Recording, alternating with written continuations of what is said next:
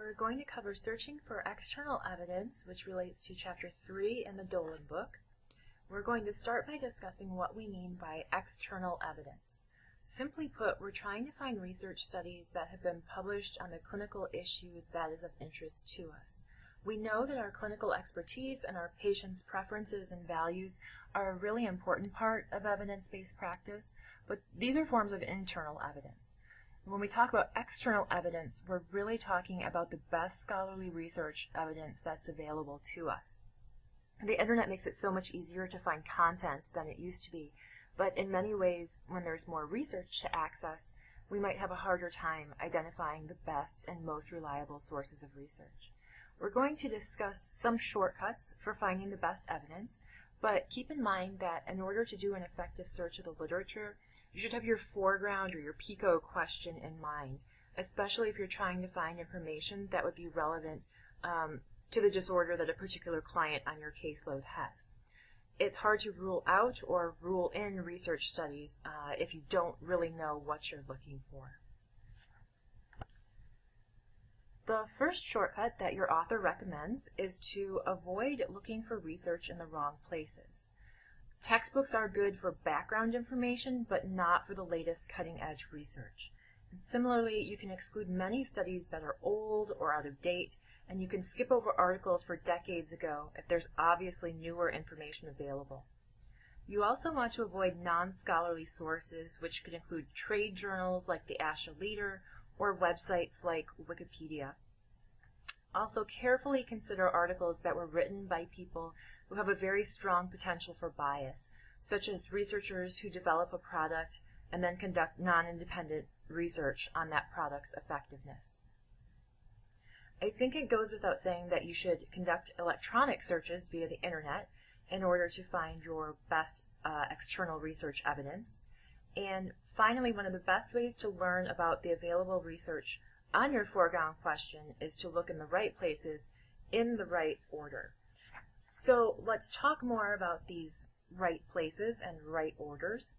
The best place to search is to look for websites put together by review groups that exist to appraise the available external evidence without bias or subjectivity, or at least as little bias or subjectivity as possible. Your author mentioned several organizations that are kind of tangentially related to speech-language pathology, but keep in mind that this book was probably written very close to 10 years ago, and since then, the ASHA Compendium of Evidence-Based Practice has really taken off. So if you go to the ASHA's website, and I've given you the address there on your screen, and you log in as a national NISLA member or an ASHA member, you're going to find a wealth of information about a lot of the topics that we as SLPs would be interested in. So here's a screen capture of what the ASHA Evidence-Based Compendium website looks like, and you can see the explanation at the top about what the website is and how to use it. Then you see towards the bottom a list of disorders. It starts with ADHD, and the last one we see on this page is auditory integration training. Though if we were to scroll down, it would continue all the way through the alphabet. And on the right side of the screen, next to the list of disorders, is a column that says guidelines and a column that says systematic reviews. Note that not all disorders have guidelines or systematic reviews, and that just means that we need more research to be done on that topic, or we need more people like ASHA to go in and to review the existing research. But just for practice purposes and for demonstration purposes, let's say that I'm interested in Alzheimer's disease, and I click on Guidelines. Here's the page that comes up, and you can see that there's only one set of guidelines related to Alzheimer's disease and dementia. So I'm going to click on that link, and that link says Management of Mild to Moderate Alzheimer's Disease and Dementia. And when I click on that link, I get a review of an article by Hogan, Bailey et al. In 2007 that discusses how cases of mild to moderate Alzheimer's disease and dementia should be managed.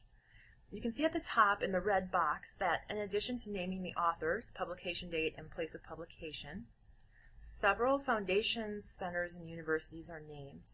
This means that places like the Brenda Strafford Foundation, the Canadian Institutes of Health Research, the Ontario Mental Health Foundation, and all of the other institutions listed there, they read the article by Hogan, Bailey et al., and they decided that they collectively would highly recommend the article as providing a good guideline for the management of mild to moderate Alzheimer's.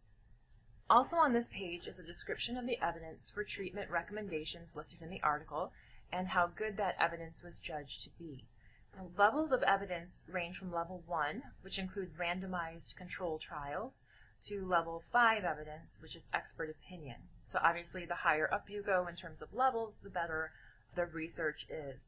And I know it's probably hard to read, but contemporary treatments and restorative treatments are described on the page, and the recommendations on these types of treatments both come from level 1 evidence. So everyone agrees with the author's findings on contemporary and restorative treatments for patients with mild to moderate Alzheimer's. Now, one of the last things on this page is a listing of keywords in case you wanted to go to a database and you wanted to pull the article up yourself, as well as a link to the original article so that you could read it for yourself. So when I click on the link that says Access Article, the original article by Hogan, Bailey et al., published in 2007 in the journal Alzheimer's and Dementia, comes up. It looks like this is the full text version of that. You may not always be able to get full text of journals on the ASHA website, but in this case we did. And the important thing to keep in mind here is that if I disregarded your textbook author suggestions to search first for evidence from critical appraisal sources like this ASHA compendium, I might still have found this article by searching in a database for keywords like Alzheimer's and guidelines and things like that, patient care. But I'd be on my own in terms of determining the extent to which these guidelines are valid. And so that's one reason why it's important to look for evidence in the right order. Again, the ASHA website is a very, very good place to start. But let's go back to our list of the best places to look for evidence. Second on that list is to look for something called systematic reviews and meta-analyses. In a systematic review, an individual researcher, or it could be a group of researchers, decide to take a critical look at the evidence on a foreground question, or just a question in general, such as what's the best way to treat patients with Alzheimer's who have category naming difficulties. The research would then do a review of the literature, and they would develop criteria for which studies to include, such as we're only going to include studies published from 1980 to 2014 that involve patients with mild to moderate Alzheimer's and that introduced treatment as part of a randomized control study. By developing this kind of criteria, the authors can be sure that when they compare the studies they find, all the way from 1980 to 2014, that they're going to be comparing apples to apples, meaning they're not going to be comparing a research study that used like a survey versus research that used a random controlled trial, a very highly experimental study. So they look at the findings for all these studies that they review, and then they write a critical summary about what the most effective types of treatments seem to be. If the researchers wanted to take it one step further, they could involve statistics. They would take their systematic review and they would do a meta-analysis where they take all of the data presented in the studies and analyze it, or analyze them, all of the statistics, to determine which treatments are empirically the best. So basically, a meta-analysis is a type of systematic review in which the researchers who are writing the review use statistics to determine which treatments are the most effective. So let's take a closer look at where to find these types of reviews. Here we are back on ASHA's Compendium of Evidence page, and we're still looking at Alzheimer's disease. Only this time, instead of selecting guidelines from the column on the right, we'll select systematic reviews. We get a page that looks like this, and there's a lot of systematic reviews here, and you can see that some appear to be meta-analyses. But we're interested in category naming deficits, and there just happens to be a review here, so we'll select a meta-analytic review of category naming in Alzheimer's disease. And we're taken to a summary page, just like we were on the guidelines page. except we don't see a list of institutions who endorse this meta-analysis at the top. So I think this means that it's really qualified members of ASHA who provided the summary of this article. And in the red box for this summary, and every other summary that ASHA provides, they go through some questions, including, does this review answer a clearly focused question? Did the authors define the criteria and search strategies for the studies they decided to include in their review? Did the authors do their own quality assessment of the studies they decided to include in the review? And could some other researchers conduct the same review if they used the author's quality assessment?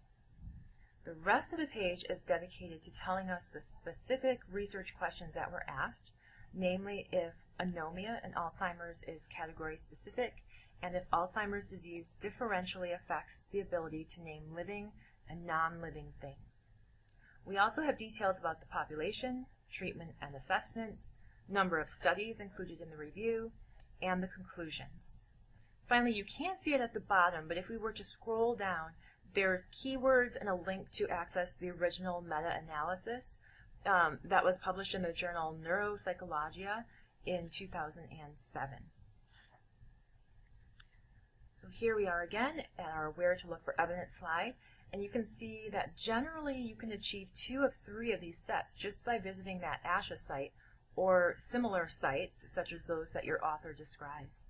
One of the last places you would look would be to find individual investigator studies that haven't been included in systematic reviews, meta-analyses, or a summary of the best practice guidelines developed or derived from the current best evidence. But sometimes a topic is so new or hasn't really been researched, so you wouldn't expect to find it in any of these places. So in that case, you do kind of an individual search on keywords, and you use a searchable database to help you find these individual studies that you then have to analyze using your own critical thinking skills. Your author spends quite a while talking about PubMed, which is a search engine that is designed to pull scholarly articles from a variety of scholarly journals of interest to professionals in the health professions. If you have experiences with these kind of databases, you can simply start searching by typing keywords into the box at the top of the screen. And for others, if you haven't ever been on this site or used this type of database, you may find the using PubMed information on the left side of the screen helpful. I'm going to select Advanced in blue up at the top by the search box to begin my search. When I do that, I come to a page where I can select how I want to search, such as by author, title of an article, keywords, etc. So I've typed in my name and I typed in bullying, and I'll hit the brown search button. And as this is the only article I've published about bullying, the abstract of my article is the only thing that came up. So if I did a search for just plain bullying, links to many articles would come up, but as it is, this is the only one that came up, so it narrowed it down quite considerably. This was published in an ASHA journal, so to access it, I would click on the ASHA Wire button up on the top right of the page, and then I'd have to log in to access the article on ASHA's website. And it's also interesting to note that there's other related articles about bullying that are provided to me, and I've highlighted those in the red box. And there's many other ways to search for published studies besides the ASHA Compendium and PubMed. One of the easiest ways, I think, for students to access articles is to use Google Scholar. It uses the basic Google interface, so most students are really familiar with it. When I search for my name and the word bullying, the same search that I did for the PubMed search, here's what came up. It was 1,900 results. And the bullying tutorial that came up on PubMed first thing is second on this list. The first thing is a study that I co-authored that just happened to contain the word bullying in the text of the article.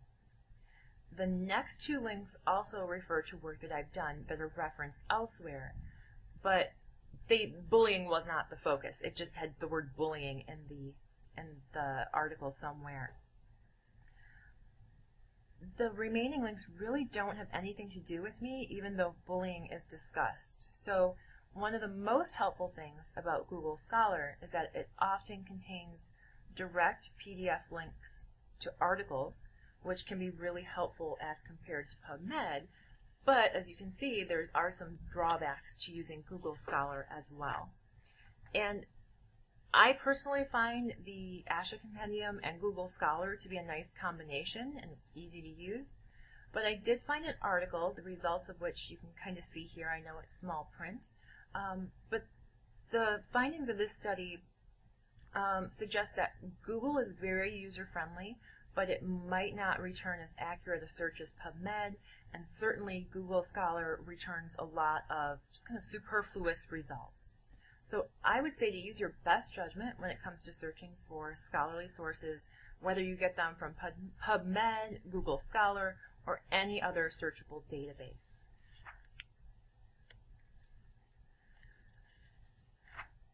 Now, you may be wondering, how do I get a copy of the article that I'm interested in? If you are at PubMed, PubMed just kind of tells you in general that, hey, this is an article that you might be interested in. And in some cases, it's up to you to actually track that article down. Other times, there may be a PDF link provided to you from PubMed, or perhaps Google Scholar will give you a PDF link to the article. But if you know that there's an article out there in a journal that you can't get a PDF link to directly from the database, you can go to the UT Library's website and you can see if our university has an electronic or hard copy version of the journal. So if we go to that page, this is the new test homepage of the library, which I really like. It lets you just start searching right away. You simply search for the article or journal by title, or you can do a more advanced search. So if I wanted to track down my bullying tutorial, on PubMed, that was only available via a link to the ASHA website. But I'm lucky that the UT Library subscribes to the ASHA journals, so if I wasn't an ASHA member, I'd still be able to get it. Okay, so I'm going to do an advanced search, and here's what I'm going to type in. So that is bullying as a keyword and my name as the author. If I didn't know, I mean, I am obviously the author, but if I was simply interested in bullying, I could type that in and it would return a list of search results on bullying. Okay, but I do know my name, so I'm putting it in there, and here's my results. So I'm the first one up, and there is a link to a PDF or an online full-text version of the article that I can then save to my desktop, and or I could print it out. So finally, I want to leave you with a few things to remember. The first thing being that you should be comfortable using a variety of search engines and websites. So it's wrong to rely just on Google Scholar or only on the ASHA Compendium. And secondly, you're going to have to track articles down sometimes. This means being willing to track down the full text at the library website, or to request an article through interlibrary loan, or to even actually go to the library and make a copy of the article if we don't have the journal in electronic format. And of course, you greatly reduce your search time if you have a solid foreground question in mind as you search.